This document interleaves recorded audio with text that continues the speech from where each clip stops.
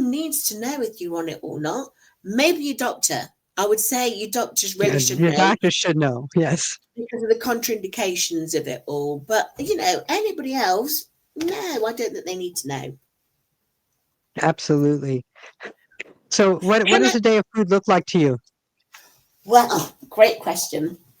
So, as you know, Lorri, I am part of the keto, low carb, carnivore communities as well. Mm-hmm. Because remember I was saying back in 2014 when I found out that I got the irritable bowel syndrome, and it would mean that I would be racing up to the loo and pretty much staying on the loo for 2 days. That's how long it took for the foods that were setting off the problems in my stomach for it to actually clear my stomach. And back then I was working and I live on my own, so I've got to pay my own mortgage and everything. Mm-hmm. Choose to be on the loo and eat cake, or you choose to stay away from cake. And that was the decision I made. So I went through a FODMAP dietitian.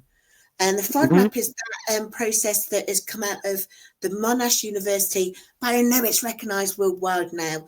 Like with the Mayo Clinic do it, Cleveland Clinic. I know the NHS do it. And I went through a FODMAP dietitian, completely removed all complex carbs from my diet for 2 weeks, and then started introducing them to see which ones would set off my irritable bowel. Turns out there was a lot, and the majority of them were fruit, colourful veg, onion and garlic. What can you eat? This is the onion and garlic. Well, that takes all takeout and restaurant foods, because everyone uses onion and garlic. I found that I couldn't eat iceberg lettuce. I couldn't eat. There were so many things that I couldn't eat. And it's like, well, what can you eat? Well, thankfully, Joe is a chicken lover.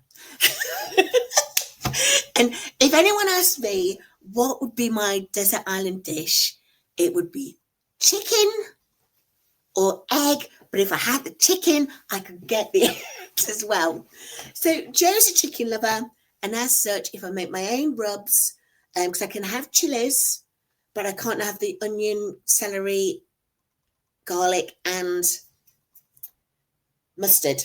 I think it's mustard seeds that affect me. So I make my own rubs and I'm always eating chicken. So it naturally turned out that I was low carb. And then I saw a rheumatologist who diagnosed me with the Raynaud's and the fibromyalgia. Back then we thought I had Sjogren's because my mouth was really dry and the respiratory and my eyes. We'll come back to that a little bit later. But she said, Joe, she says, you're unwell. Your body is unwell right now. One thing you can do that may help your body, because I was saying I'm really struggling to open and cook things because my fingers were so bad. She says, if you can only eat one meal a day, why not eat one meal a day? She says, I'm going to tell you 2 names, Dr. Jason Fung and Jen Stevens. She says, just read those, especially Dr. Jason Fung. And if you can only eat one meal a day, then you carry on doing that, but make sure it's your full calories. So turns out, I didn't realize that's what she meant because she can't say, she's an NHS doctor. But turns out she was meaning intermittent fasting because of the insulin resistance. Insulin resistance, you can see my dark ring on my neck is a sign of insulin resistance. There's so many other versions of it as well, including the high blood glucose levels. So I've been doing 1 meal a day, eating 1,400 calories of a low carb meal since 2022. But I was still putting £8 a month on until I met Colin. And can I show you my 3 masks? I've got them here. I got them here for you, look. So when I did finally get diagnosed with sleep apnea, it was the 4th of April. It was a blessed day. The sun was shining and everything. And I even saw a friend and her son. I hadn't seen them for ages and met them in a hospital with over 1,000 other people just happened to walk into each other. So it was a blessed day. Well, I was prescribed Colin, my significant other. And the doctor said to me, wearing a CPAP mask is uncomfortable. And so many people decide that they can't put up with this discomfort. But you know what, Joe? You were dying. Sleep apnea is a killer and you're dying. Mm-hmm. You need to think about your mask the same way a deep sea diver thinks about his deep sea diving kit. Mm-hmm. And, you know, you're not going to be sleeping with an oxygen tank on your back. You've just got a little CPAP machine by your bed. Well, I've got these 3 masks now, and you can work with your sleep apnea clinic, your doctor, your clinic, whatever. There's the 3 different types. And if one type does not agree with you, work with them. The first one is the nasal one. It just goes over your nose and it covers your face. There's this long pipe that is just feeding you oxygen throughout the day and throughout the night, sorry. As you can see, this doesn't, they sent me a small, I mean, come on. So this was not the right There's one. nothing small about Joe. There's nothing small about me. Maybe my math skills. But this is the one that they sent me, and this is not right for me. I feel like Goldilocks now. I feel like Goldilocks. So I also received this one. I call this one the Bane mask. Goes over your mouth and over your nose. And it does have this silicone here, but this bit here is a harder case. Can you hear that? Mm-hmm. And I'm a side sleeper, so I'm finding that hard case thing gets pushed onto my nose and onto my skin. It becomes very uncomfortable, and it's the discomfort that wakes me up, not the sleep apnea anymore. So this is Daddy Bear. Let's call this Daddy Bear. That one's Baby Bear. So here is Mommy Bear. This is the one that's just right for me. It's the soft shell one. And what happens is it goes over your mouth, but it sits just under your nasal, I'm pointing at the wrong bear, sits just underneath your nostrils. And there's these nasal, very, very soft. And it just sends the air up up through the nose and into the respiratory system. And if you are a mouth breather, then it's got you covered as well. And this one is my Mama Bear. This is the one that I love. Although, look, it broke.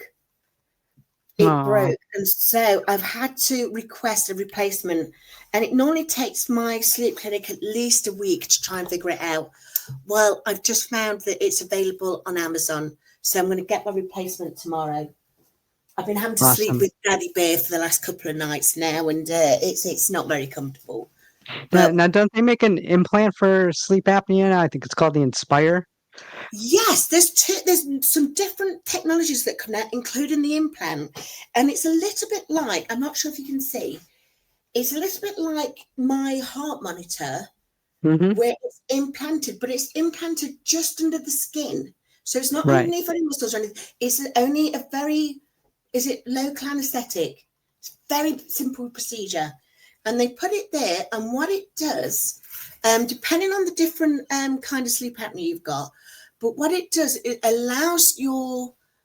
tells the muscle that is blocking the airways, it sort of like contracts it. And then once it's contracted, is that the right phrase I'm looking for? Constricted, contracted, can't remember. But once it's tightened up, then you can breathe again.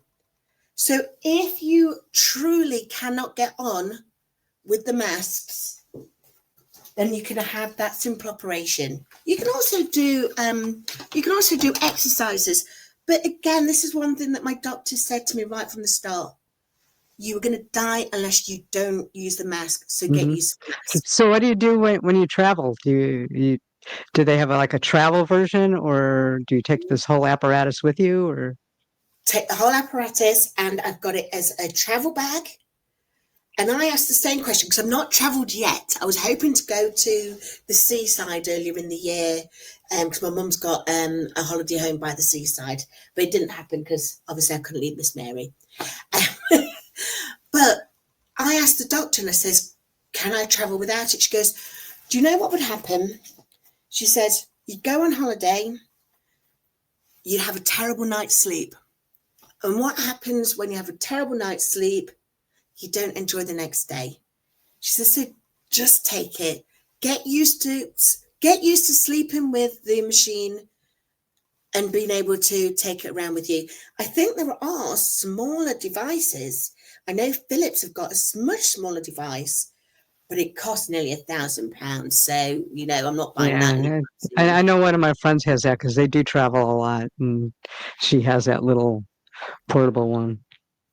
And can you remember as well when it was the epidemic, the pandemic, sorry, they were using, certainly in the UK, they were using CPAP machines to help patients when they run out of the ventilators. Respirators, Because as you say, it's sending oxygen your way. And whatever one of the masks that, you know, you've got to have it. It's going to save your life. So that's how I try and tell people about sleep apnea. If you've got it, it's a serious condition. Sleep apnea isn't just because you've got fat. So my doctor explained that there's two different kinds of sleep apnea. One is the one where you get the blockage, and that one where you get the implant and that will constrict it. But another one is where you've got an abnormality, not an abnormality, but there's some sort of glitch in the neurons, and your body, it's called central sleep apnea, and it's where your brain just happens to forget to tell your body, your respiratory muscles, to breathe. And they treat that differently, but I don't know how they treat that one because, again, I've got obstructive sleep apnea, and I haven't really explored the central one. But with mine, my doctor says that I will be on these for the rest of my days.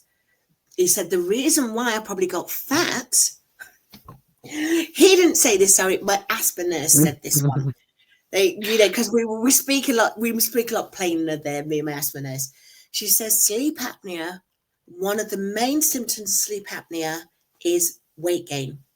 And it's because of the cortisol. If you're stopping breathing throughout the night, whether you know it or not, your body's going into flight or fight mode. So up comes the cortisol, comes the adrenaline. And for me, that was happening every 45 seconds. Huge amount of cortisol racing through my body.